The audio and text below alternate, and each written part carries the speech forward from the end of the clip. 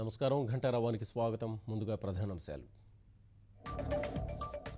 వరద ముంపులో చెన్నై విలవిల, నీటిలోనే ఇళ్లు, కట్టలు తెంచుకొని కాలనీల్ని ముంచేస్తున్న చెరువులు.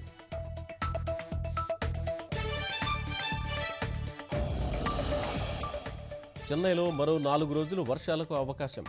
సురక్షిత ప్రాంతాలకు తరలుతున్న జనం.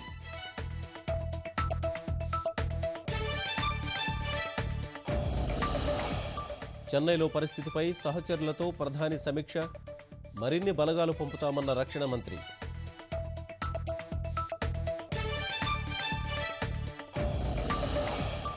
ప్రకాశం, చిత్తూరు, నెల్లూరు జిల్లాల్లో వాన కష్టాలు.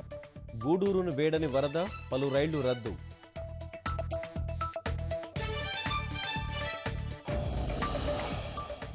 జపాన్ సహకారంతో ఫుడ్ ప్రాసెసింగ్ పరిశ్రమలు.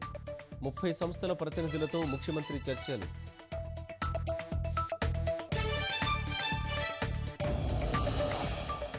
తిరుమలలో ప్రారంభమైన ధార్మిక సదస్సు. హాజరైన మఠాధిపతులు, పీఠాధిపతులు.